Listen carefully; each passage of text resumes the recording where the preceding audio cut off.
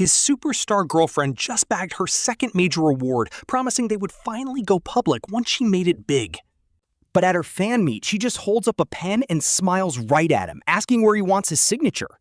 He stares at her for 3 seconds, then rips the signed photo in half. The second he walks out, the entire internet explodes over her latest social media post. She officially announced his name is Momo, declaring she is done hiding her boyfriend of 4 years. Stage lights illuminate the room, with warm yellow beams slowly sweeping across all 1,200 seats in the venue.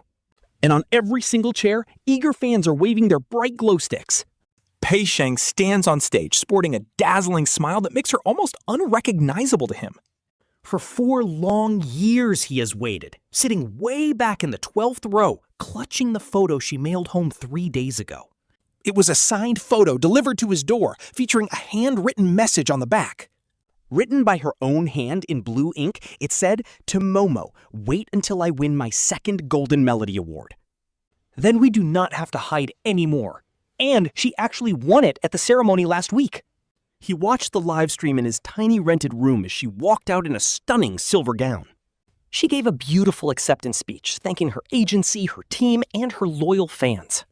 She thanked the production team, but never mentioned him. Still, he did not take it to heart. After all, she had promised to go public, not just thank him on stage. Today marks the start of her nationwide fan meeting tour, and the first stop is right in their own college town. She specially sent him a ticket with a note begging Momo to come see her perform. Hoping this time would be different, he wore his neatest shirt without a single pill on it. On stage, the host is chatting with her, discussing her brand new album. They talk about the award, and Pei Sheng tilts her head just like she always does. Her eyes curve into crescents, her sweet voice rising slightly at the end of every sentence. These cute little habits have not changed a bit since their freshman year of college. The host asks with a smile if the inspiration for this brand new album came from a highly important relationship. As the host asks with a smile, her eyelashes flutter nervously. Momo sits up straight in his seat as she hesitates for a brief second. She smiles, calling them someone very important to her, making the crowd burst into wild cheers. They chant for her to go public, and his palms start sweating like crazy. He grips the signed photo so tight that the paper corners begin to bend. Pei Sheng looks out at the audience, her gaze slowly sweeping from left to right. She pauses for a split second when her eyes hit the 12th row. She saw him. But she just turns back to the host, denying it as simple reflections on life. The fans let out a collective sigh, but his fingers go completely numb. The second half is the fan signing session, with people forming an incredibly long line. They go up one by one, handing her their albums and posters for her to sign. She offers hugs, her bright smile never fading for even a single second the whole time. He is 47th in line, watching the queue in front of him slowly shrink. He clutches the signed photo, his thumb nervously rubbing against the glossy paper over and over. The handwritten blue words on the back keep repeating in his mind, promising that after her second award, they would not hide. The 46th fan finally steps off the stage, and now it is his turn. As he steps up, the blazing stage lights are way more blinding than he ever imagined. Pei Sheng is sitting behind the signing table with a row of colored markers laid out. With 2 staff members standing right beside her, she slowly looks up at him. Up close, her makeup is much heavier and her jawline is sharper than 4 years ago. But her eyes are exactly the same, and her pupils instantly contract in pure shock. His fingers lightly tap the table, a nervous habit he only shows when he is incredibly stressed. Momo hands over the promo photo, and Pei Sheng glances down at it. Then he looks up at Momo, instantly flashing a bright smile. But that smile is the exact same generic look he gave the previous 46 people. He asks where he should sign, politely calling Momo Sir. His tone is light and cheerful, but completely distant, like they are total strangers. Momo stares straight into his eyes, but Pei Sheng does not even try to look away. Underneath the table, though, his fingers clench tight while the staff nearby start rushing them. They tell Momo to put the photo down so Sheng can sign. Momo asks him quietly, "Do you really not know me?" making Pei Sheng freeze up instantly. The staff frowns at the interruption, but Pei Sheng quickly recovers his idle mask. His lips curve right back up into that standard fake smile as he apologizes, saying there are just too many fans today. He asks which fan club Momo is from, and Momo looks down at the photo. On the front is Pei Sheng's promo shot, looking stunning in a silver gown. Sweet yet cool, while the back has his handwritten note in blue ink, dedicated to Momo. Momo grips both ends of the card, and Pei Sheng's expression completely changes. Staring right at him, Momo slowly and forcefully tears the photo right down the middle. The harsh ripping sound echoes, and the entire venue goes dead silent for a second. Momo drops the two torn halves right onto the signing table in front of him. The pieces cover his marker as Momo tells him he does not need to sign, then walks off. Behind him, staff panic while the crowd starts whispering like crazy. This drama's getting wild. People are filming on their phones, but Momo never looks back as he walks down the aisle. Suddenly, Pei Sheng's voice crackles over the mic, desperately calling out to wait. As the mic lets out a sharp feedback screech, Momo pushes open the venue doors. Outside, the March wind is mild, neither too cold nor too hot. It brushes his face, feeling completely numb, while a few scattered cars sit in the parking lot. The sunset fades into a dusty blue, and his phone starts vibrating in his pocket. Momo pulls it out and looks. The caller ID is just Sheng. Accompanied by a pair of music notes, Momo immediately declines the call. The phone vibrates again, and he rejects it a third time. By the fifth time, he turns off the phone entirely and lights a cigarette in the wind. 4 years ago, back during freshman year, Momo stood outside the school music room, hearing his voice for the very first time slipping through a cracked window. It was a bit raspy, slightly out of tune, but pure. Momo pushed the door open. Startled, Pei Sheng clutched his guitar tightly against his chest and stared. His big, round eyes widened as he demanded to know who Momo was, claiming he reserved the room. Momo told him his name was not on the door, leaving him completely speechless. Momo pointed to the keyboard in the corner, the one he had brought in himself. Pei Sheng looked down at the keyboard, then back up at him. His defensive look instantly crumbled into pure embarrassment as he hesitated. He suggested they take turns using the room, but we all know that did not last long.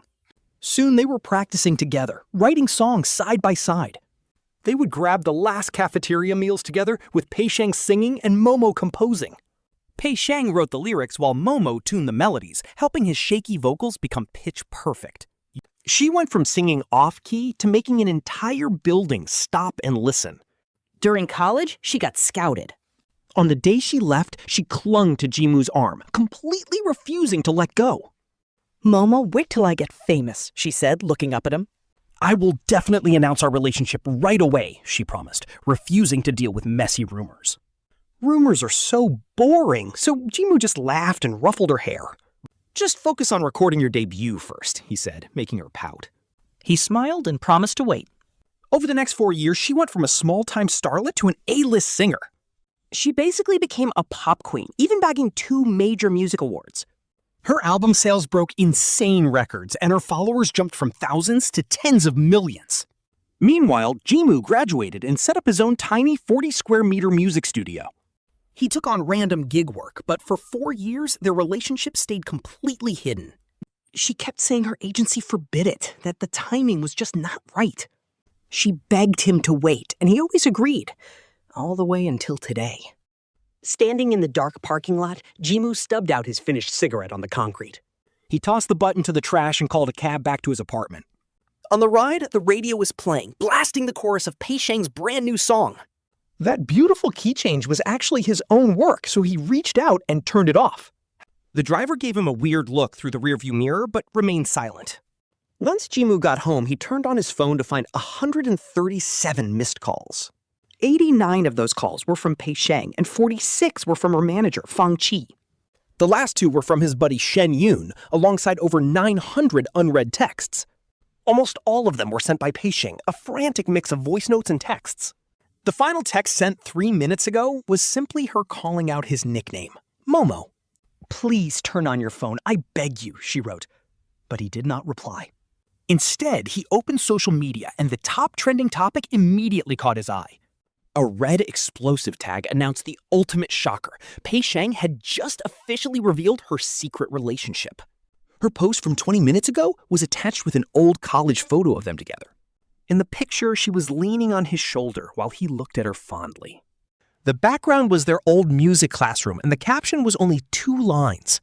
His name is Jimu, my boyfriend, she wrote. 4 years, no more hiding, and the comments section was already absolutely losing its mind. Over 80,000 comments, but Jimu just stared at the screen as his phone vibrated again. It was Pei Sheng calling, her name flashing continuously on the glowing screen. He let it ring out, placed the phone face down, and just went to shower. Waking up the next morning, he almost felt like the entire thing was a dream. But turning on his phone revealed over 2,400 unread messages waiting for him. 900 direct messages and 11 missed calls from his buddy Shenjun. Checking Weibo first, the top search was still about Pei Sheng revealing her relationship. The second trend exposed his identity, naming Jimu as the boyfriend of the superstar. Underneath the third trending topic, a viral video was attached for everyone to see. At the fan meet, a fan had captured the exact moment Jimu tore the photo. Though the video was shaky, it clearly showed him ripping the picture right in half. He left it lying on the table before quietly walking away from the venue. The video hits 40 million views, and the comment section splits right down the middle. One camp is dragging him, asking who he is to reject Pei Sheng's kind signature. Like he actually tore it up? Who is this guy to have such a massive attitude? Look at his face and background. What on earth was the diva thinking? A total freeloading moocher throwing a huge tantrum after getting publicly exposed. But the other half is just eating popcorn. Like, wait, look at Pei Sheng's face. She definitely knows this guy. Holy crap, look closer. Look at the back of that photo. There is definitely writing, and her hand shook when she called him Mister. Did you guys seriously miss that? Boom, here is the high-definition screenshot. The back of the photo says, "To Momo." At this point, Jimo scrolls past pages of this drama. He closes the app, completely done. The instant he calls his buddy Shenjun back, his buddy screams, "Holy shit, Jimo!" You finally turned your phone on. Do you know the entire internet is currently doxing you?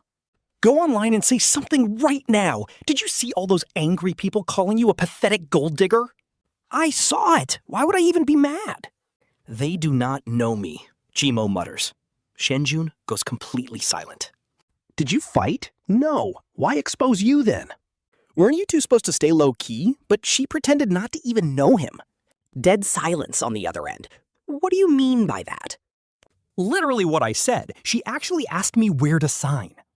Shenjun stays completely silent for 5 whole seconds. Is she insane? Jimo does not know. So that is why you shredded the photo? Jimo just gives a quiet yeah. That is actually crazy, Shenjun whispers, his voice suddenly full of pure respect. A total beast. Anyone else would have kneeled. Wait, do not hang up, Shengyun begs. Half of those angry people attacking you online right now are just Pei Sheng's diehard fans who are incredibly jealous of you. If you do not speak up, they will drag your family for 18 generations.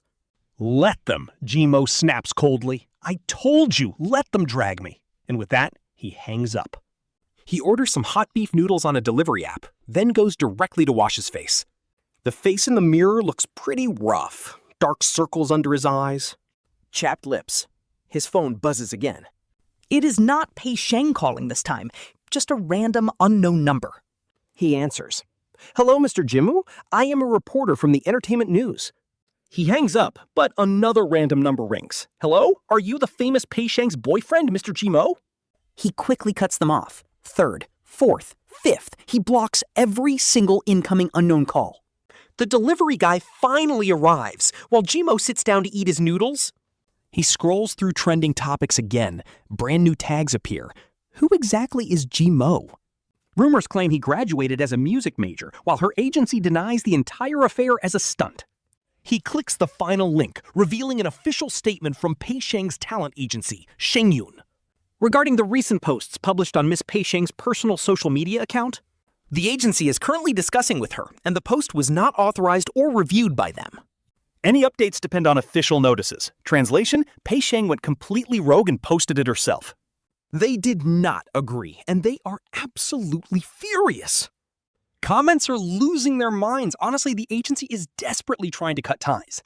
But wait, this actually proves Pei Sheng actively chose to go public herself. See, I told you guys this wasn't some fake publicity stunt. No shot any agency would let a top-tier diva reveal a totally ordinary boyfriend. The words civilian boyfriend flash on screen, but Jimmu just finishes his soup. He pushes the bowl aside as texts from Pei Sheng keep flooding in. He doesn't even open them, only catching the latest preview popping up. "Please don't ignore me," she writes. "Let me explain everything." Jimmu shuts down the app and boots up his computer. He logs into his work email to find 3 new messages. The first is from the team of Lin Su, a massive A-list singer. He's on the same level as Pei Sheng, and his producer reached out last month. They want Jimmu to arrange 2 songs for Lin Su's upcoming album. The email says Lin Su loved Jimmu's direction on the first drafts. They want a meeting. Now, the second email is from an indie label. They're asking if he's taking on mixing gigs. Then, the third email. It's an invitation from the Golden Melody Awards committee to join next year's jury. He ignored it back then. And he definitely isn't in the mood now. He shuts the inbox. Opening his music software, he pulls up the project he was working on yesterday. The Pro Tools interface loads, revealing dozens of audio tracks stacked high. A massive mountain to climb. This track is for Lin Su. The melody is locked down, and the arrangement is 70% finished. Just needs a bridge and strings, Jimmu puts on his headphones. Dragging the playhead back to the start, he lets the music take over. When he's in his zone, the whole world goes dead quiet. No toxic comments, no drama, just pure, beautiful musical notes. The notes dance under his fingertips, crashing together and blending. He loses himself in the work for 4 straight hours, barely pausing. When he finally pulls off the headphones, it's already 3 p.m. His phone screen is glowing. He glances down. The top alert is a screenshot from his buddy Shenjun. It's a trending post from a verified entertainment account, and it's bad. Some gossip blogger decided to do a deep dive on Pei Sheng's mystery boyfriend. They claim Jimmu is just an unemployed music grad with 0 prospects. He lives in a tiny 40-square-meter rental with no car and no house. The blogger asks why a top diva would want him. Can love pay bills? They even attached a sketchy stalker photo of his rundown apartment building. A depressing old complex on the 6th floor with no elevator. With over 20,000 shares, the comment section is just ruthlessly mocking him.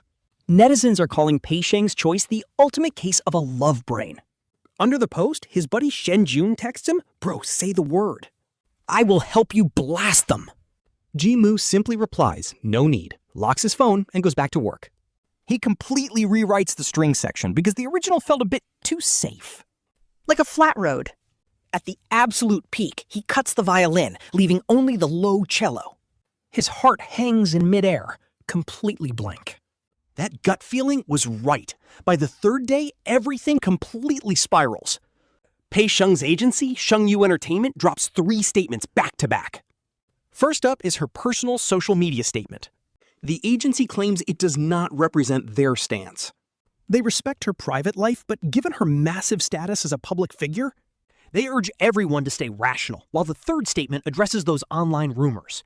The company threatens legal action. 3 statements are out. Not a single statement mentions her boyfriend. Their agenda is completely obvious. The agency clearly wants to deny it, but our diva's attitude is even bolder. Just 20 minutes later, she uploads another Weibo post, sharing a photo of a handwritten note.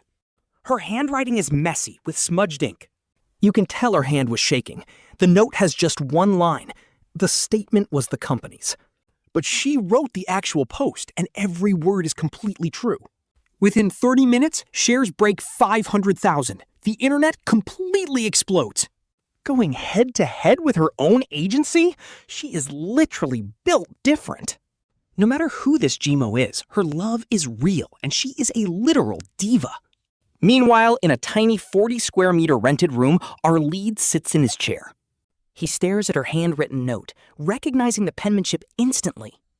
Her strokes are always cramped and messy, never written in straight lines. But she always slows down when writing his name, Momo. He shuts off the screen. Suddenly, the door flies open. Shenjun walks right in. No knock, just barges in. Shenjun claims he knocked 8 times, tossing a bag of oranges onto the desk. Grabbing a chair, he tells our lead he looks like a panda with 0 sleep. He tells him to make it 2.5. Shenjun stuffs an orange slice in. Mumbling with his mouth full, he says he has some news. Lin Su's team is rushing them for the music arrangement. They are asking for it. He replies, before next Monday. Shen Jun nods, peeling another orange. There is one more thing. Still keeping it brief, he mentions a guy named Fang Chi reached out. His hands freeze over the keyboard. Fang Chi, her manager. How did he track you down? Your phone is off, so he dug through your social circle. There was a college photo of you guys online, so he probably traced that line. What did he want? Our lead asks. Shen Jun chews, his expression turning a bit complicated. He wants to meet up and talk. He was actually polite. But honestly, it did not sound like the friendly kind of polite. A heavy silence fills the room as Shen Jun tosses the orange peels away. His aim is terrible, so it hits the floor. He tries again. He asks if our lead knows who leaked his home address and income details. Our lead says he does not care, but Shen Jun warns him he absolutely should. He has a friend in PR who traced the leak straight to Sheng Yu's marketing department. Our lead slowly spins his chair around, seeing Shen Jun's usual grin completely vanish. They are deliberately targeting him, using public hate to force him to back out. Shen Jun starts asking why he didn't do something, but he stops himself mid-sentence. Jimo tells him he already pulled out, leaving Shen Jun completely stunned and asking what he means. Jimo says whatever was between him and Pei Sheng ended back at that fan meeting. He turns back to edit the strings, looking at the tracks layered across his screen. Each track has its own path, completely separate and never overlapping, just like their lives. Shen Jun calls out to Jimo, his playful vibe completely gone as he asks if he's really thought this through. 4 years, and because it's been 4 years, Jimo just quietly turns down the viola track. It's too loud, drowning out the cello's breath. He remembers the promises Pei Sheng made. But Pei Sheng forgot all of them. Hearing this, Shen Jun just goes completely silent. After sitting there for a while, Shen Jun leaves some oranges behind and walks to the door. He turns back one last time, reminding Jimo to focus on the arrangement for zero speed. As for the rest, he tells him to figure it out himself before finally closing the door. Now it's just Jimo alone in the studio with Pro Tools. He puts on his headphones. He skips to the bridge section, a part he has rewritten over 10 times without finding the right vibe. The melody's still missing something. It doesn't hit hard enough, doesn't cut deep enough. He closes his eyes, letting the silence fill his headphones. Suddenly, he remembers the winter of his sophomore year, back when it was absolutely freezing. The heater was broken, making the music classroom feel just as cold as the streets outside. Pei Sheng was sitting by the piano, wrapped in Jimo's coat with his fingers frozen red. Yet he refused to leave, begging Jimo to play the chorus just one more time. He shivers, exhaling white mist, while Jimo teases that he's turning into an icicle. Pei Sheng just laughs it off, insisting that he's totally fine and not cold at all. Sniffing, he points out that incredible key change, specifically the shift from A to B flat. He begs to hear it again, so Jimo plays the transition one more time. Pei Sheng listens with closed eyes, and when he opens them, they're completely red. Jimo asks what's wrong, but Pei Sheng just rubs his eyes and says it's nothing. His voice sounds muffled as he explains there's something special in Jimo's melody. It feels like someone is constantly waiting for you, and you know they're right there. Yet you can never quite reach them. Jimo jokes if he's studying literature or music. Pei Sheng playfully throws a mousepad at him, but that exact melody they worked on? It later became his massive debut hit, Migratory Bird, with Jimo doing the entire arrangement. Pei Sheng wrote the lyrics, and they recorded a simple demo in the school studio. He recorded a version on his phone, posted it online, and it literally blew up overnight. That song was exactly how Scouts discovered him, and once he got signed by the agency, the company completely remade and re-recorded Migratory Bird from the ground up. They brought in legendary, big-name producers and recorded in state-of-the-art studios. They upgraded absolutely everything, but that iconic shift from A to B flat in the chorus? Nobody dared to touch it, because that key change was the absolute soul of the song. In fact, every album Pei Sheng released later used the exact same musical formula. The empty chord spaces, the melody dropping at the peak, it's all the same. Using silent strings to build tension, this was the exact formula Jimo taught him in college. Honestly, our main character isn't some hidden industry legend or mysterious genius. He's not the secret king of the music scene, but he taught Pei Sheng everything. He taught him how to truly feel the music, but now that Pei Sheng has flown high, Jimo is still stuck in this tiny studio tapping out notes one by one. The ceiling light flickers twice. Momo sighs, slips off his headphones, and stands up. He grabs a fresh bulb, stepping onto a shaky chair. The glass slices him.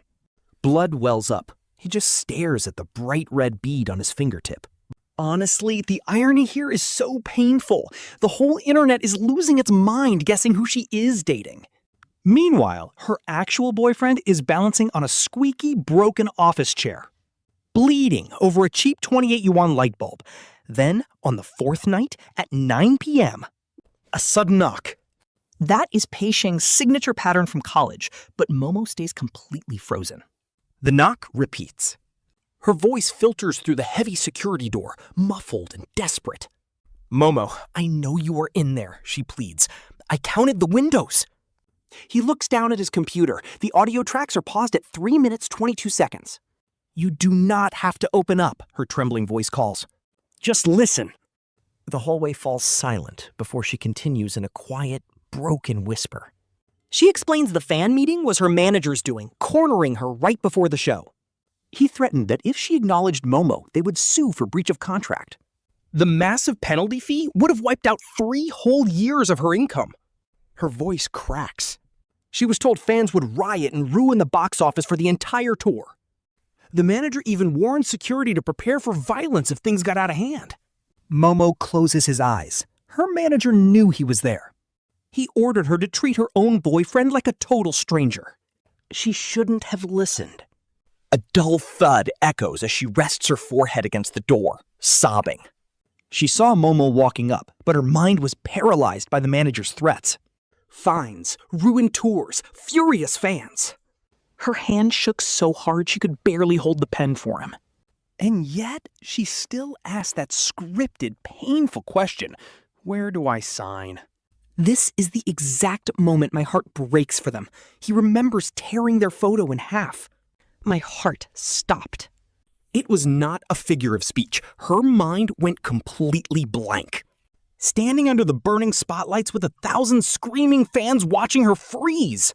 She could not speak. After he walked away, she cried backstage for 40 minutes straight. She threw her manager's folders at the wall, then opened her phone. No warnings, no consultations. She just logged onto Weibo and posted an old college photo of them together. Typing out the truth, she pressed send and exposed everything. Her voice drops. Her manager spent 20 minutes screaming at her over the phone. Warning letters. Canceled sponsors. One major deal went down the drain instantly, but she doesn't care.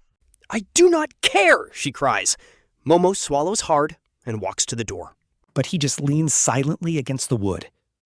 Only a thin metal door separates them, and Pei Sheng's breath outside hitches for a second. He stands behind the door, asking about her promise. No public reveal was needed, just honesty. Absolute silence outside. Just her promise to him. To let the world know about him the moment she got famous. Instead, she treated him like a random fan. Outside, she softly sobs. 4 years of waiting, and his voice is chillingly, terrifyingly calm. He never rushed her. Even when she blamed her agency, he patiently agreed to wait. But standing on that stage, in front of over 1,000 people, she acted like they were strangers. Calling her Pei Sheng, he admits she made him feel like a complete joke. The heartbreak is real. No sound follows, and then a soft click echoes as she slowly slides down against the door. Looking down, he sees the edge of her white skirt peeking through the crack. "You are right," her muffled voice whispers.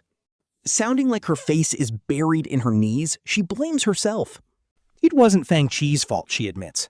She was just too cowardly, choosing her career and pushing him away to stay safe. The skirt hem moves. "I am not leaving," she declares.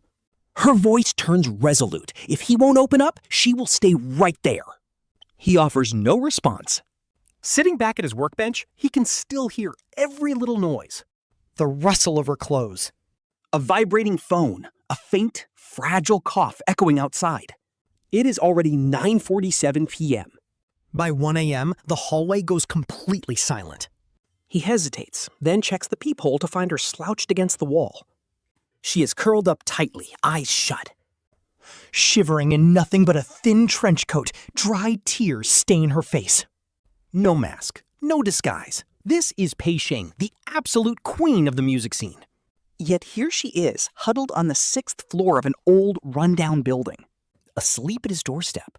He cracks the door. He drapes a living room blanket over her shoulders, careful not to wake her up. After locking up, 5 days pass before she finally decides to leave. A neatly folded blanket is left by his door, pinned down by a sticky note. "I will be back," the note reads. Taking it inside, he checks his phone to find the trending topics completely changed. Paparazzi caught her at his place. They snapped photos of her leaving around 5 a.m. in the morning, Shivering in that thin trench coat before dawn. messy hair, head down, walking toward a waiting black van. The photos are crystal clear. His 6th floor studio window is lit in the background. Instantly, fans start raging. They complain that he didn't even open the door for her. Some call him worthless, questioning her taste. But others spot the neatly folded blanket she carried. Man, the plot thickens. So the guy gave it? All right, so what is actually going on here? Any insiders want to spill the tea? I am totally done scrolling through comments. Time to close Weibo and head out to grab some breakfast. On the way down, he bumps into his landlady, Sister Zhang, on the 2nd floor landing. She is rocking pajamas and has her hair up in rollers. She looks at him like she just saw a ghost, shouting out his name, Jimo. She grabs his arm and asks if he is trending on the hot search. My daughter showed me. She says, "You are actually Pei Sheng's boyfriend." Is this for real? Sister Zhang's voice instantly shoots up 8 octaves. Pei Sheng, the superstar who sang Migratory Birds? Did she really come by yesterday? She came to our building? Sister Zhang's eyes are practically popping out of her head. Why didn't you invite her inside? It is absolutely freezing out in this hallway. If I knew Pei Sheng was coming, I would have at least boiled some hot water. He cuts her off and asks what time the breakfast shop opens. 7, she says, and he thanks her before dodging around her to head down.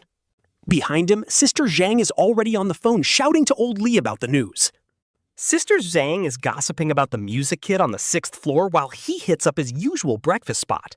The owner knows him well since he has been a regular for 3 years, greeting him warmly. Just the usual today, 2 fresh pork buns, and a bowl of soy milk. He sits by the wall, waiting for his food.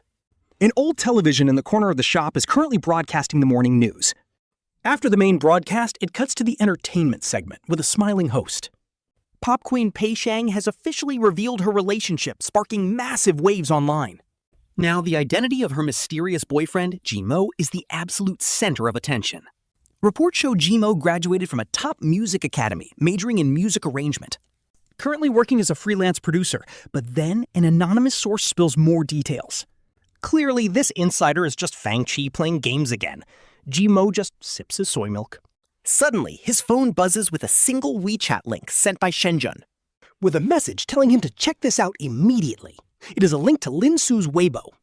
Lin Su just posted a new update, completely blank with 0 text. Just a single photo showing the inside of a recording studio. 2 coffee cups sit on the mixing console, but they are not the main focus here. Instead, the camera focuses on a handwritten sticky note slapped on the wall behind the desk. It says for the bridge part, transition from the key change into the verse to keep the breathing room. Wait, that is Jimo's handwriting. He left that note when visiting Lin Su's studio last month. He just casually scribbled it down while discussing the song's arrangement and stuck it there. And she posted this right when the internet is debating Jimo's identity. The author cooked with this twist. The comment section is already losing its mind. Wait, is that actually Lin Su's studio?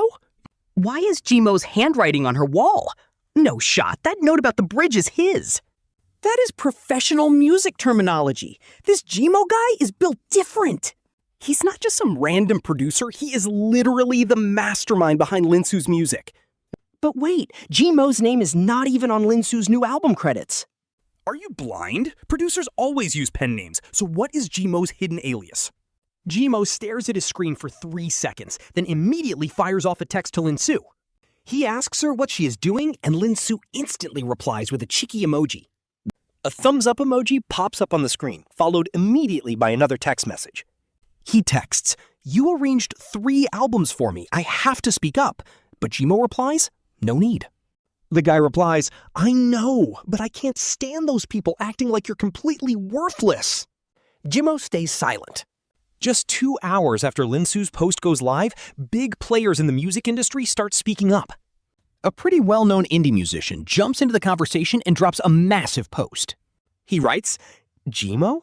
I actually hired him to arrange a track for me 3 years ago. He asks the internet, do you know what a real genius is? He changed just 1 chord, and he completely elevated the entire song's level to a whole new tier. He turned me down. He liked being alone. Then, another famous music producer retweets Linsu's photo, captioning it, Teacher G's arrangement skills are absolute top tier. Too low-key. He never steps into the spotlight. You guys actually thought he was just an ordinary boyfriend? But in our industry, he's the legendary Teacher G, a total walking cheat code. A TV producer leaks a private screenshot. The image is censored, but honestly, they did a pretty lazy job with the blur. You can still make out the words Jimo and Golden Melody Awards judging panel. An official invitation. Discussion explodes. Jimo is actually the genius producer behind Lingsu. His studio notes are gold, and he's literally a Golden Melody jury member. Final boss energy. Jimo just watches it trend. Then he gets a text from Pei Sheng. It's his first message in 5 days that isn't an apology. Or a cheap excuse. It's just a simple 5-word question. Why didn't you tell me? Jimo stares at the text. Pei Sheng always knew Jimo did music arrangements. But he had no clue Jimo produced 3 albums for Linsu or judged the Golden Melody Awards. He never knew people call him Teacher G. But why didn't Jimo say anything? Simple. Because Pei Sheng never bothered to ask. Ever since he signed with his agency, their chats completely became all about Pei Sheng's busy schedule, his public appearances, and promoting his new tracks. Label drama, fan interactions. He'd complain, Jimo, I'm so tired today. Jimo would just say, get some rest. He'd send over a raw demo asking, Jimo, listen to this, how is it? Jimo would quietly fix it and send it back, yet Pei Sheng never asked, hey Jimo. Not even once. It's not that he didn't care, he was just busy. A superstar's life is packed constantly. Replying to a text at midnight was already the absolute limit of his free time. But for 4 long years inside Jimo's tiny 40-square-meter studio, how many hits did he produce? How many people did he help? How many big names respected Jimo? Pei Sheng had absolutely no clue. The disrespect is crazy. In his eyes, Jimo was still just that quiet college kid who played the piano for him in the empty music room, soft-spoken, always waiting quietly. No reply. On the 6th afternoon, Fang suddenly shows up without an appointment. He tracked down Jimo's private studio address, probably hiring someone to leak it. Our boy opens the door only to find some guy standing in the hallway. The dude's completely suited up, rocking a tie that literally screams expensive. Behind him stands an assistant holding a briefcase. This manager, Fang Qi, is in his early 40s with every hair perfectly in place. He's wearing that smug, calm smile of someone who's handled way too many messy situations in his career. He reaches out for a handshake, plastering on a fake, professional smile to keep things businesslike. Finally met you, he says. Our boy just leaves him hanging. He smoothly pulls his hand back with a laugh, asking if they can go inside to chat. But our MC blocks the doorway. Absolutely no entry. Just speak right there, our boy says. Fang Qi's smile twitches. But the manager recovers instantly, saying standing out here in the hall works just as well. He nods to his assistant to open up the briefcase and pulls out an official-looking document. Handing the papers over, he decides to bypass the small talk and get straight to the point. He says he's representing Shengyu Entertainment with a proposal, handing over a formal breakup agreement for him to sign. The deal is simple, publicly break up with Pei Sheng. He promises they'll handle all the public drama and media backlash in the most graceful way possible. Plus, they're offering a fat stack of cash to compensate for all the recent harassment he's been dealing with. Our MC grabs the folder and flips to the last page. The offer is a clean $5 million, and honestly, the way Fang Qi says it makes it sound like pocket change. He smugly notes it's enough to buy a nice 2-bedroom apartment, but our boy just snaps the folder shut. Staring him down, our MC asks if Pei Sheng even knows about this. Fang keeps a total poker face.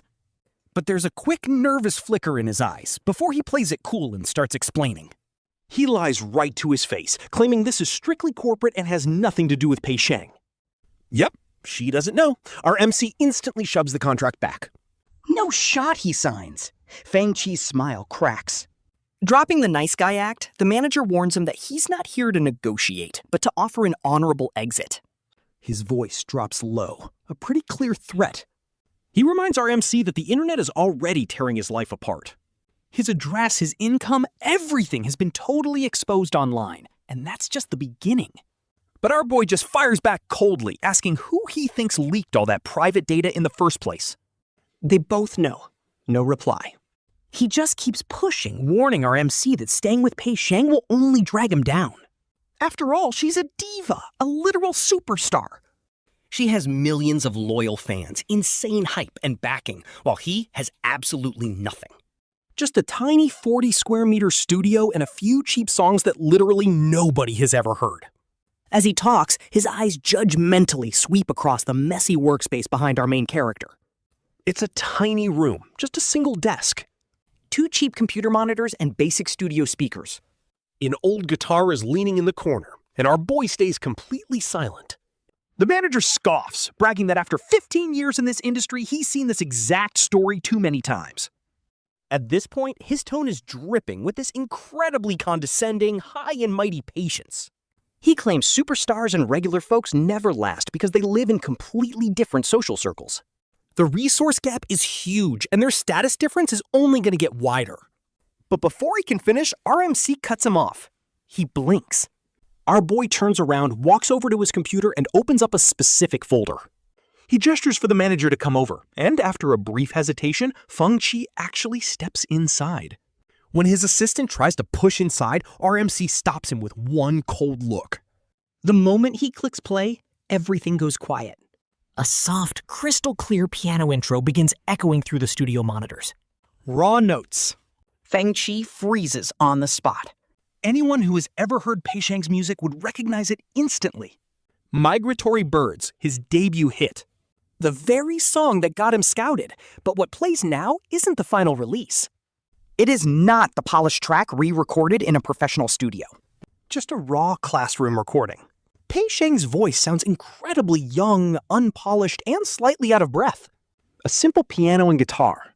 He even played the guitar. Fang Chi's face completely drains of color. He is cooked. Then our MC clicks the second file, the title track of Pei Sheng's first album.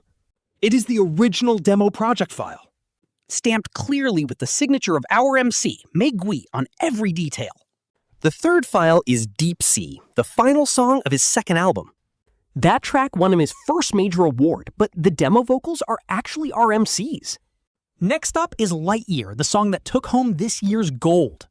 The file's creation date is insane.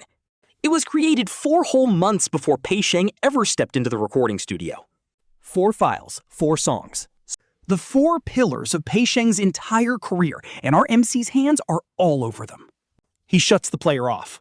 Looking at Fang Chi's pale face, he calmly states he isn't the official producer. Once Pei Sheng signed with the label, they brought in official staff for everything. But before any studio recording, our MC built the entire musical framework. Fang Chi gulps hard. Before recording, Pei Sheng would send over the raw lyrics to build the foundation. He built the chords. Then Pei Sheng took those templates to the label's producers to add polish. Their eyes lock, and he says it slowly. Your corporate producers are definitely talented, but the framework belongs to him. You just asked what he's got. He points at the screen. His voice is quiet, but deadly clear. 27 original demos in this folder. Complete project files, version history, and creation dates. System logs don't lie. Everything is fully intact. If he wants, our MC can package everything and send it to the media. Let the public decide. Fang Chi's lips tremble, but then our MC shifts his tone. He softens his voice, saying he won't do it because the songs belong to Pei Sheng. It is his voice, his performance, and his own raw expression. Standing up, he shows him the door. He tells Fang he doesn't need his $5 million. What a king! Jimo tells him off. He does not need a graceful exit, and his business with Pei Sheng is none of his concern. Fang stands frozen in his tracks, his face twisting with rage and hesitation. With a raspy, shaking voice, he warns Jimo that leaking these documents will end in disaster. If they get out, Pei Sheng is finished. But Jimo calmly reiterates he won't leak a single thing. Fang demands to know why he even brought it up then. Jimo just stares, dead silent. It means he better pray Pei Sheng never finds out about this secret meeting. For 5 seconds, Fang just stares before snatching back the rejected contract. He storms off. At the stairwell, he hesitates, looking back with a bitter sigh to call out to Jimo. "You are a lot tougher than I expected," he mutters. Jimo stays totally expressionless. Jimo says thanks. The door slams shut. Even though he acted cool, his fingers are shaking like crazy. Not out of fear, but pure, unfiltered rage. But that arrogant question about what he even has, it completely crossed the line. Taking a deep breath, Jimo reopens the music project file for Lingsu. Jimo cuts straight into an E-flat bridge. He pulls up the string layers, carving a space between the cellos and violas. There, he leaves a tiny, razor-thin silence of exactly 0.3 seconds. Just enough to make you hold your breath. Every instrument slams back in at once, bursting open like a massive door. Perfect. Now fast forward to day 7. Boom! A massive article absolutely explodes across the entire internet. This comes from a famous indie music blog called Sonic Lab.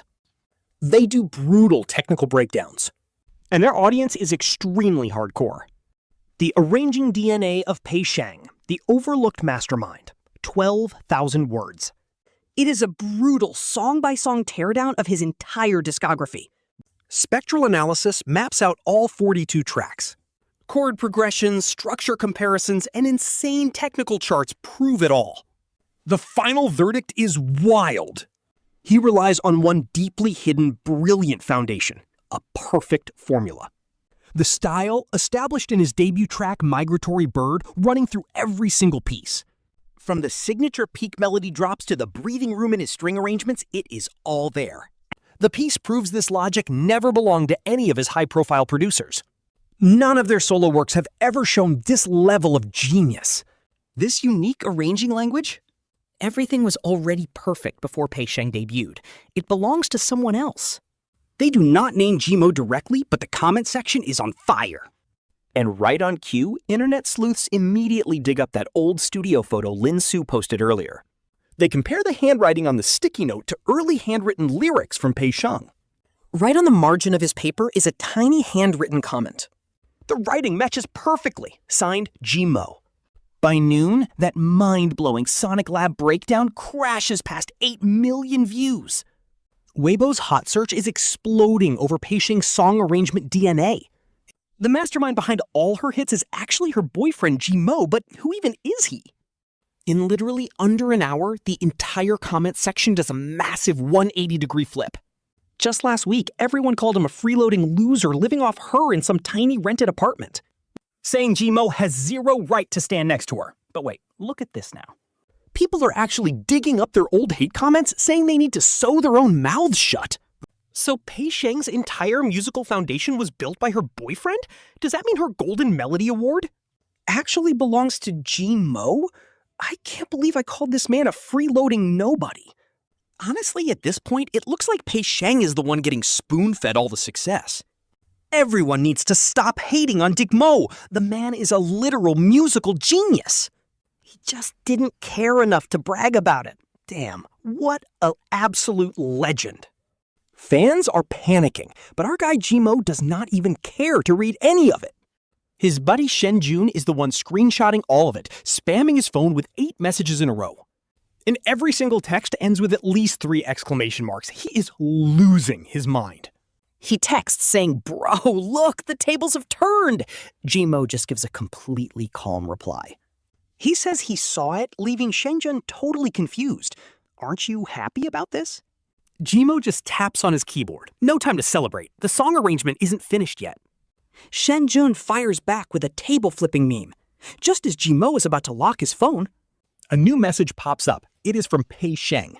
She sends a massive block of text saying she saw that viral analysis article about his arrangements. She claims she never realized any of this, only knowing he always helped her tweak her songs, Fixing her melodies and building the core track frameworks. She figured it was just effortless for him, since song arrangement was his actual major. She admits she never once realized that the things he did were the entire foundation of her music. Why did he never tell her any of this? Whenever she asked what he was up to, he always just brushed it off as nothing. She thought he actually meant it, completely unaware he was producing a brand new album for her rival, Lin Su. She didn't know he was invited to judge the Golden Melody Awards, or that the industry calls him Teacher G. Keeping everything to himself in that tiny, cramped 40-square-meter studio of his.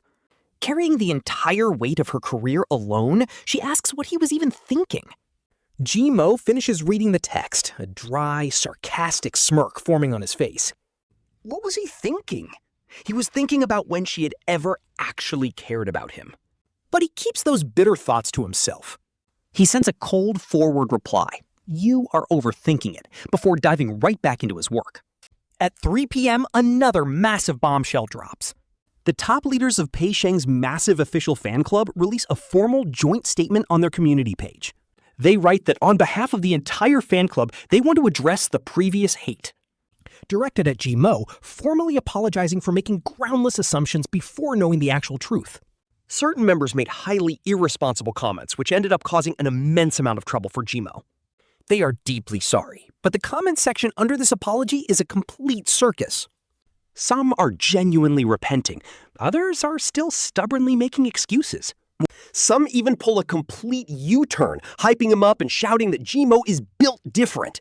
Mocking themselves for saying Mo was out of her league. Honestly, sorry about that. Since he literally built all her hits, everyone is declaring Mo their new favorite producer. Shen Jun fires over another screenshot of this, laughing that Mo has officially become a legend.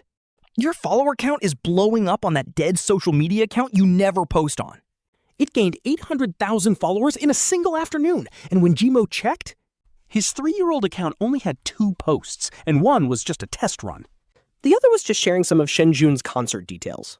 His followers jumped from barely 100 to 820,000 with thousands of unread DMs. He shut the DMs down completely and opened his inbox. 3 new emails sat there. The first was from a massive music variety show. They invited him to appear as Pei Sheng's boyfriend, acting as the mysterious genius producer.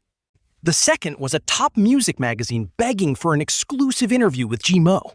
The third was a major record label offering an insane salary and signing bonus. They wanted him as their chief producer, but he just tossed them all into the trash. 8 days later, Pei Sheng fired her manager. Shen Jun called to drop the bomb. The local industry group chat was going crazy because she stormed the office that morning. She demanded a new manager in front of all the executives, but Fang refused. They screamed at each other in the conference room for 40 minutes as she listed his crimes. She exposed everything he did, from leaking Mo's private information to forcing that breakup agreement and hiring online trolls to ruin his reputation. He denied it all, but she had the receipts. Mo was curious what proof she had, and Shen Jun reminded him of something. Remember when Fang came to your studio and left his assistant waiting outside? Her assistant later grilled that guy and got him to spill about the entire plan. He confessed to everything, which left Mo completely silent for a moment. When Mo asked what happened next, Shen Jun said she gave an ultimatum.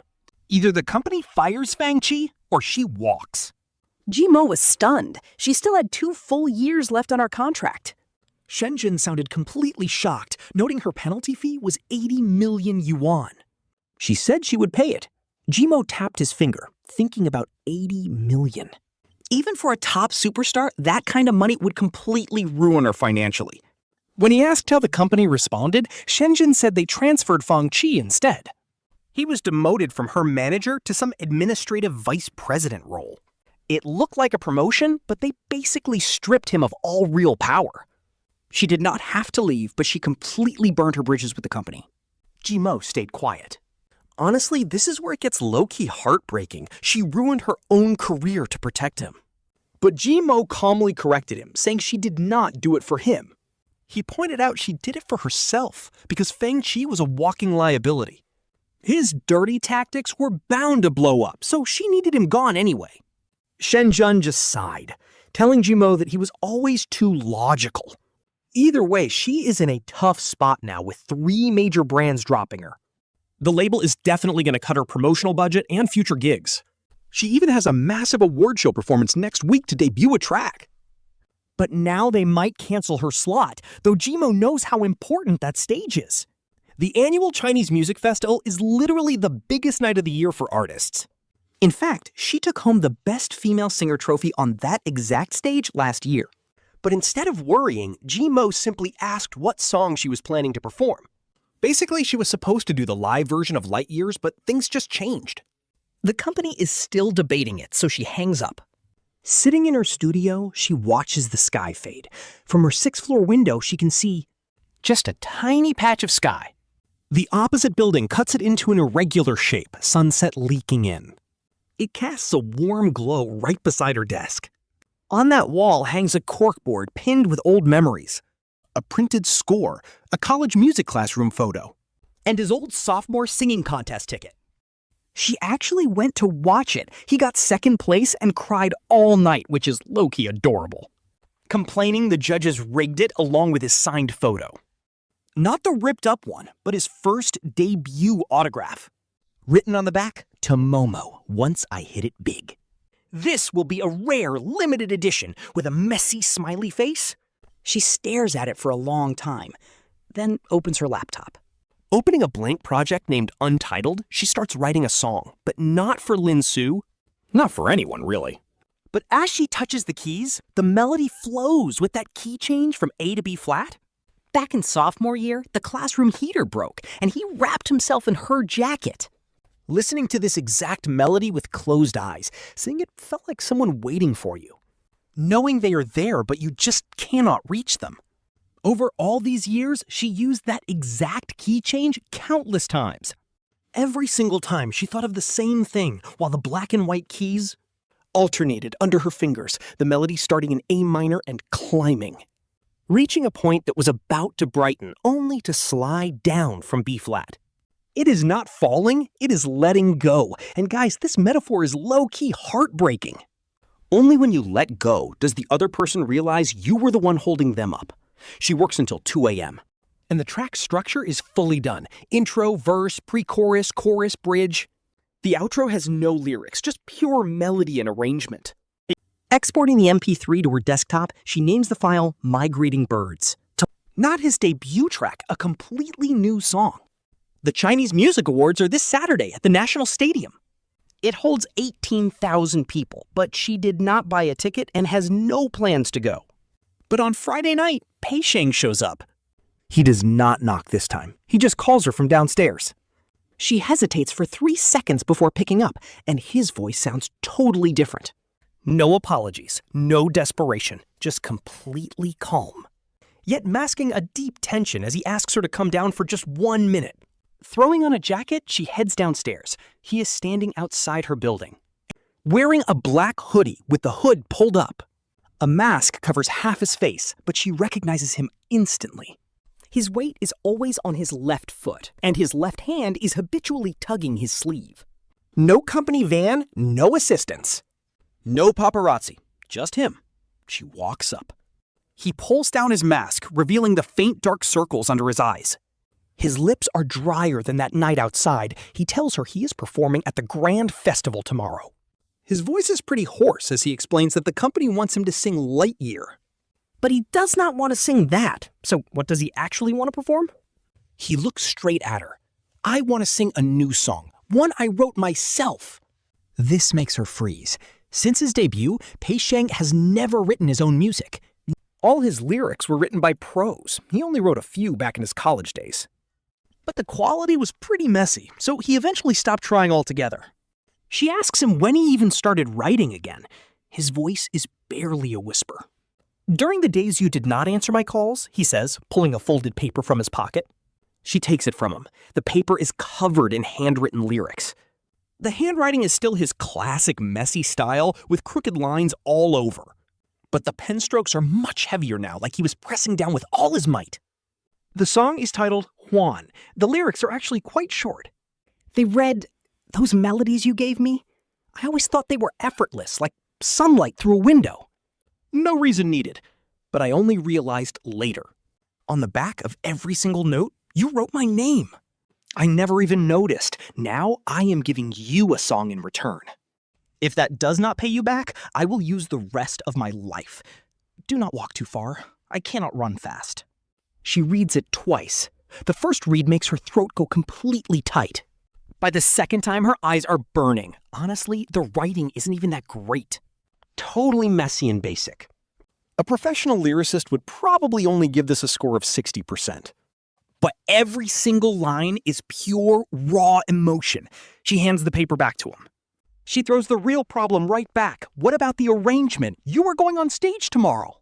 He tells her, I have a demo recorded on my phone. I hum the melody over a free beat I found online.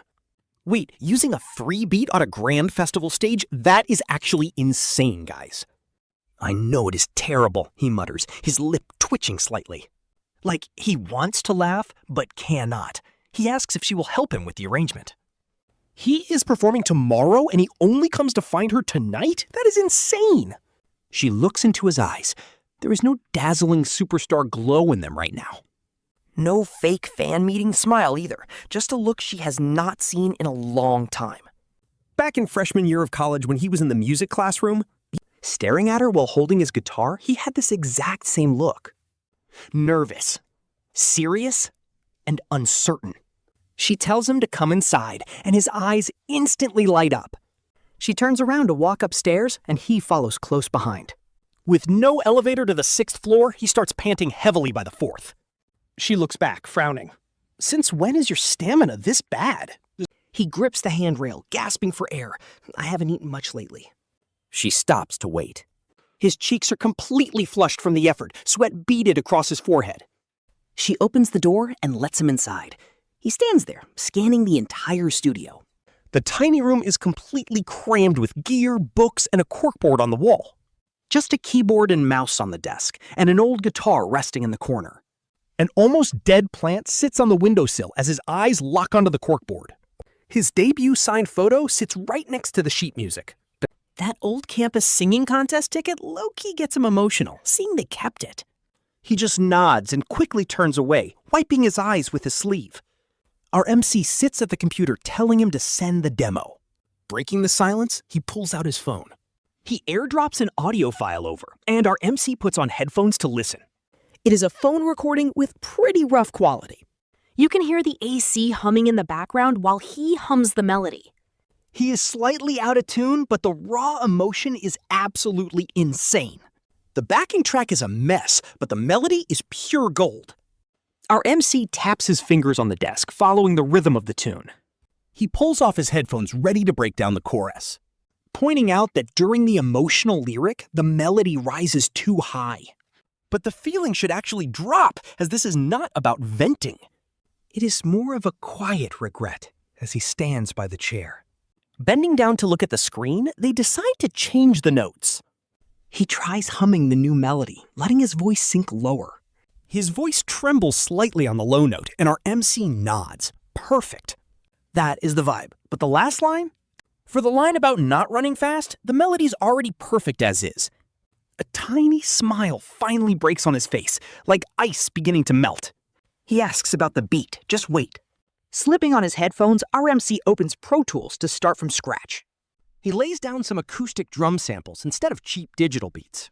No crazy complex rhythm is needed, just the steady pace of a heartbeat. Each kick drum feels like a knock on the door, followed by the bass. It follows the drums, slipping off by half a beat. Like hesitant footsteps. Then the piano. Simple arpeggios play, with the left hand holding down the low notes. The right hand sprinkles high notes, sounding like rain hitting the window. Next are the strings, but he skips the violin this time. He only uses the deep, spacious cello. It feels like hands supporting the melody, leading into a final acoustic guitar. An acoustic guitar joins during the chorus, carrying just a bit of distortion. Like someone trying to stay calm before raw emotions completely spill over. Their voice breaks, completely out of control, while Pei Sheng sits silently nearby. Without saying a word, he watches our MC's flying fingers. He watches him work his magic, building up the track layer by layer. Watching those audio tracks pile up as the flat lines turn into waves. By midnight, the draft is finally done, and he switches to the speakers. Music flows from the monitor speakers, starting with the quiet drums and bass. The piano joins the verse, leaving only the beautiful outline of the melody. When the chorus hits, the deep cello finally sweeps in. Pei Sheng grips the armrests tightly as all instruments drop out for the bridge. Only a single guitar is left playing as the song hits the final chorus. Then, boom! Every instrument floods in at once, from the drums and bass to the piano. The cello and guitar sound like one soul. It feels like he's finally pouring out all the words he's kept buried deep inside. A to B flat. Silence. As the studio falls completely silent, Pei Sheng's breathing sounds a little shaky. Momo, yeah, this is definitely you, he says, his voice sounding pretty raspy. This is that exact thing I hear in all your music, that vibe I could never quite put into words before. That signature sound that's always there, but I never knew what to call it. He finally gets it, standing up to walk over. Stopping right in front of Jimo, his eyes are red, but he holds back the tears. Jimo just looks at him, keeping things strictly professional as he hands over the track. He tells Pei Sheng to go practice and run through it twice with the backing track tomorrow. Otherwise, he'll miss the beat. Annoyed, Pei Sheng asks, "Can't you say literally anything else at a time like this?" He just stares at Jimo for a second. Then he bends down, resting his forehead against Jimo's shoulder. This slow burn tension is actually crazy. So soft, like a bird landing on a branch as he whispers Momo's name. His voice is muffled by Jimo's clothes as he whispers thanks, and his forehead is burning hot. Feeling the heat seeping right through his shirt, Jimo tells him to practice. Pei Sheng just nods and grabs his phone.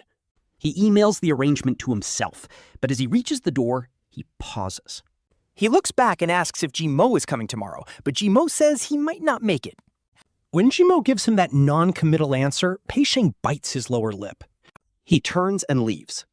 Jimo just sits there in his chair, still feeling that lingering warmth on his shoulder. He texts Shenjun. He asks if there are tickets left for tomorrow's gala, and Shenjun replies instantly, saying he finally came to his senses. Jimo tells him to try, but not to stress. Shenjun is already on it.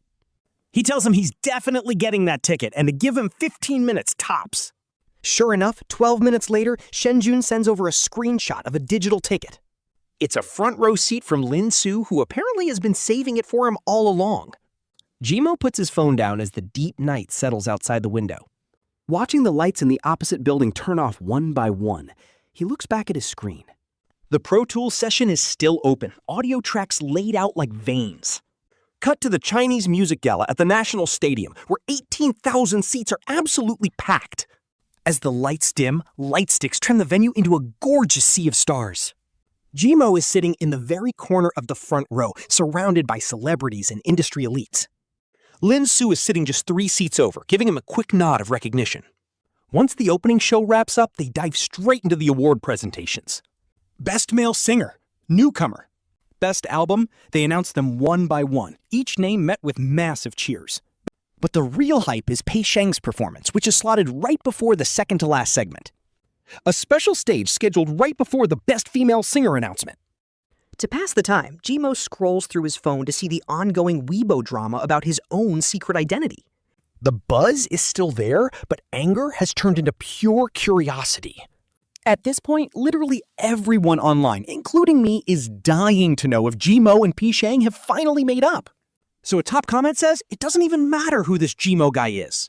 She got her manager fired for him. That is insane. But nobody else has a say. Jimo pockets his phone. Suddenly, the lights dim. Up next, please welcome Pei Sheng to the stage with her brand new single.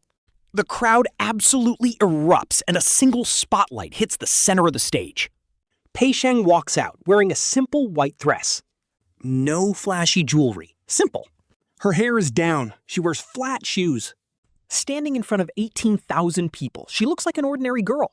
Like that college girl from years ago. The bass and piano kick in, taking us back. This is the exact arrangement Momo made in his tiny 40-square-meter studio, and honestly, the beat is legendary. Now it's blasting through the National Stadium's massive speakers, filling every single corner. Every beat of the kick drum hits like a heartbeat, and Pei Sheng closes her eyes. She sings about how she thought his melodies were just effortless, like sunlight through a window. No reasons needed, but her voice sounds completely different from the studio version. Zero auto-tune, no reverb. It is a bit breathy, with a slight tremble, but every word hits directly. She sings. Only later did I realize that behind every single note, "You wrote my name." Cello sweeps in. Momo had never heard her sing this chorus, and as the notes drop low, her voice cracks slightly on that one heavy word, and my heart is literally breaking. The stadium is so quiet you can hear the AC hum as all instruments cut out. With only a soft guitar remaining, Pei Sheng's voice drops to a whisper. Then the final chorus hits. I return this song to you, but it's not enough. To pay back the rest of my life. Instantly, all instruments rush in. Cello, guitar, and Pei Sheng's soft singing turns into a raw, emotional cry. This is not about vocal technique at all, but a desperate surge. A scream from the chest, begging him not to walk too far away. Her eyes snap open, but she doesn't look at the cameras. She doesn't even look at the crowd. Her gaze locks straight onto the corner of the first row, landing right on Momo. She sings, "I can't run very fast." Then the final note falls. The piano solo drifts from A to B flat, leaving the entire arena in dead silence. For 3 long seconds, nobody breathes, and then the crowd absolutely explodes. 18,000 people are cheering and screaming all at once. A massive wall of sound crashes forward, but Pei Sheng just stands in the center. Her hands are trembling as she slowly lowers the mic, the spotlight framing her face. You can see a single unshed tear hanging on her eyelashes. No, Bo. No thanks. She just lifts the mic, takes a deep breath, and says, "This song is called I Still Wrote It." And the arrangement was made overnight by someone special. Instantly, the stadium goes quiet again. His name is Momo, and with that, 18,000 pairs of eyes are drawn by an invisible force, desperately searching the crowd to find him. 4 years ago, back in a college music room, he taught her how to truly listen to a song, to understand melodies and find herself. Her debut track, Migratory Birds, was arranged by him. She basically owes him everything. He built the entire core framework, including the tracks for her 2 major awards. Every single award-winning hit went through his hands before she even stepped foot into a recording studio. Then the crowd starts whispering. But he never told a soul, not even her. Slowly, her voice grows quiet.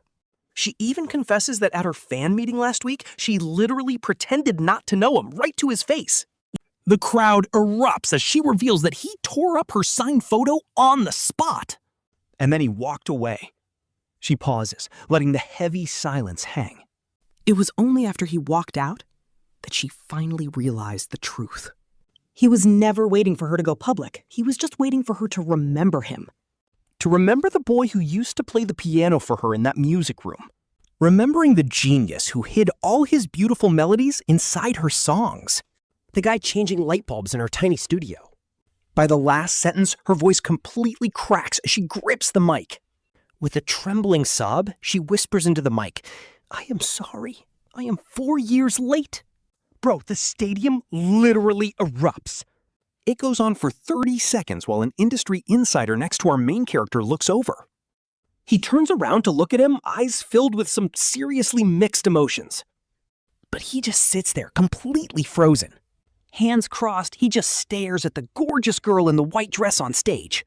Under the soft spotlight, 18,000 people are cheering their hearts out for her. But her eyes are locked on only one spot. That's when our main character stands up. Everyone around him immediately turns to watch. Ignoring everyone, he walks from the front row. He walks down the aisle, but security immediately blocks him. Then, Pei Sheng's voice echoes clearly through the speakers, ordering them to let him through. The guards hesitate for a second before stepping aside, and he walks up the stairs. Suddenly, the spotlight swings directly onto him. 18,000 pairs of eyes are staring, but his gaze is locked solely on Pei Sheng. She is standing right in the center, clutching the microphone tightly to her chest. With red eyes, she watches as he finally approaches. Her lips tremble like she wants to say something, but the words won't come out. And that's when our boy just reaches out his hand. No hug, no dramatic kiss, nothing like that. He just gently reaches out and starts prying her fingers off the microphone. Prying them open one by one, he smoothly takes the mic from her hand. Raising the microphone, he speaks quietly. Yet it echoes through the arena. I did the arrangement, she did the singing. Everything else is none of your business. Then a wave of laughter and insane cheers absolutely floods the stadium. He stuffs the mic back to her. A real, genuine smile finally breaks across her face, not her usual celebrity mask. That sweet, completely uncontrollable laugh where her eyes curve into the cutest little crescent moons. Jimo realizes this guy has not changed since college and leans in close. He whispers right in his ear that the chorus on his second verse was half a beat off, telling him to go back and practice, leaving Pei Sheng completely frozen. Then, using the hand not holding his mic, he punches Jimo in the shoulder. By the time they leave the arena, it is late, and fans and reporters are everywhere. The blinding camera flashes hit them like a wall. She is just a rookie manager trying her absolute best to clear a path through the crowd. Reporters scream out, "Pei Sheng, Jimo, look here! Are you two finally back together?" Asking Jimo how he feels as he suddenly throws his jacket over Pei Sheng's head. Trying to block the blinding camera flashes, Pei Sheng pulls the collar down a bit. Peeking out from under the jacket, he complains to Jimo that his makeup is totally ruined. Even ruined is better than being photographed, but Pei Sheng asks if his bare face is ugly. Jimo denies saying that, but Pei Sheng insists his tone implied it. Insisting his tone meant nothing, they quickly scramble into the waiting van. Once the door shuts, all noise vanishes. Quiet fills the vehicle as Pei Sheng sits right next to Jimo. He takes the jacket off his head, folding it neatly before placing it on his lap. Pei Sheng softly notes that Jimo actually showed up, despite saying it was not certain. Jimo explains that not certain never meant no, making Pei Sheng's mouth twitch. Pei Sheng begs Jimo to speak human for once, but he claims he always does. He turns around to stare at Jimo as streetlights flash past the window. Shadows hit his face as he asks if Jimo has forgiven him. The tension is actually insane. Jimo just stares out the window, watching the dark streets slip into the distance. As neon lights shift from red to purple, Jimo simply asks what he thinks. He doesn't know, so he asks again. Jimo turns back to face him, noting that Pei Sheng kept his promise. He posted on Weibo and spoke on stage. So that promise is fully settled, making Pei Sheng blink. But his breath catches as Jimo suddenly shifts the tone. But that moment at the fan meet when you asked where to sign, that debt is still unpaid, making Pei Sheng bite his lower lip. He whispers asking how to pay it, and Jimo demands to attend every future fan meet.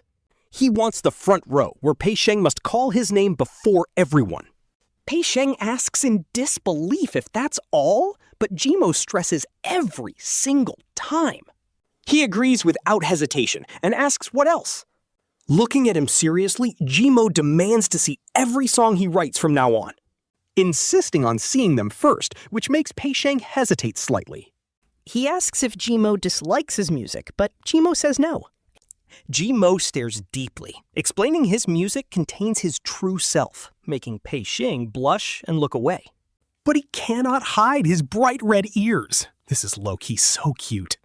The driver glances at them through the rearview mirror and asks for their destination. Pei Sheng starts to speak, but Jimo cuts in, directing the driver to his studio. Pei Sheng turns to look as Jimo brings up his guitar part.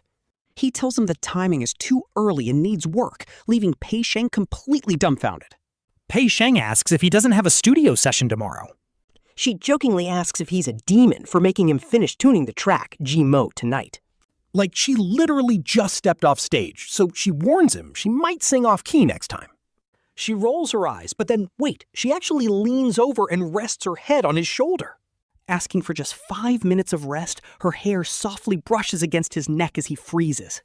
He catches a faint scent of her shampoo, and it's the exact same brand from their college days. Outside the window, the city lights flow past like a giant glowing chessboard. The skyline stretches out forever, and just like that, those 5 minutes are already up. But of course, he doesn't wake her. He lets another 10 minutes slip by. Her breathing finally slows down as she drifts into a peaceful, quiet sleep. He looks down at her as the city lights flicker softly across her face. The long shadows of her eyelashes rest gently against her cheek. They look like tiny closed fans, her lips parted just a tiny bit. He can feel her soft breath on his sleeve. It's crazy to think it's been 6 years. When he first met her, she was just a girl singing totally off-key in an empty classroom. Now, she's a double award-winning diva with 18,000 fans screaming her name. Yet sleeping on his shoulder right now, she looks exactly like that same girl from back then. The one who held her guitar with wide, startled eyes. She hasn't changed at all. As the car pulls up to the studio, he softly whispers that they've arrived. She doesn't budge. He gently taps her shoulder. Slowly blinking her eyes open, she looks completely dazed and adorable. When he tells her they have to climb to the 6th floor, she complains about the lack of an elevator. He jokes that she should buy him one, making her stare at him in silence. Then she just bursts out laughing, and it's not her fake, polished celebrity smile either. It's that raw, snorting laugh she can't hold back, which is honestly so wholesome. She agrees to buy it, but he immediately backs down, saying he was only joking. But she insists she's serious as he steps out of the car into the cool night air. The late March breeze feels a little warmer than it did 10 days ago. She catches up to him, and they stand side by side right outside the entrance. Looking up at his dark 6th-floor window, he realizes he forgot to leave the lights on. The cheap bulb probably burned out again, and she looks up, noticing it immediately. She asks if his light is broken again and promises to send someone to fix it. He says it's fine, but she points out how many times he's had to replace those cheap bulbs. She turns to him with a serious look and tells him he's not allowed to carry everything on his own anymore. Now she wants to know everything, what he's working on, who he's writing for. His successes, his failures, and whatever is making him unhappy, he has to share it with her. He tells her she has to do the same, making her freeze in her tracks. She nods solemnly, agreeing, before reaching out to gently hook her pinky with his. It's a tiny, quiet gesture, but she smiles and pulls him inside with a cheerful laugh. They head inside together, ready to work on the arrangement. The stairwell lights flicker on as they start making their way up, step by step. By the time they hit the 3rd-floor corner, she slides her hand fully into his. Their fingers interlock tightly, her palms slightly warm and nervous. Neither of them says a word, letting the silence do all the talking. They finally reach the top, and he pulls out his keys to unlock the door. Just as expected, the light is dead, but the moonlight spilling through the window is perfect. A silver patch of moonlight spills across the floor, and just as she turns to go change the broken light bulb, he suddenly stops her, pulling her hand into the moonlight. Honestly, the art style is gorgeous. His silhouette looks like a clean sketch as he whispers to stay like this. They are standing in the pitch-black studio, with only a crescent moon shining outside. He holds her hand tightly, palm pressing against palm. Fingers intertwined, and over on the corkboard, an old signed photo catches the faint moonlight. It glows with a soft silver light while they share a quiet moment. He brings up that musical key change from A to B flat, saying he finally understands what that transition actually feels like. And what's that feeling? Just knowing she has been there the entire time. She always knew he was there too, and his fingers squeeze her hand a little tighter. But he finally reached her. The moonlight outside slowly begins to shift. The silver light moves an inch. The studio goes completely silent. This slow burn romantic payoff is honestly so good as their breathing syncs up. With no reply, she just tightly holds his hand and leads him straight to the workbench. With one hand, she wakes up the keyboard, the screen glow lighting up both their faces. She looks him in the eyes and tells him to start arranging the music. He looks back at her and just smiles. Sitting down in the old chair right next to her, the musical notes begin to glow.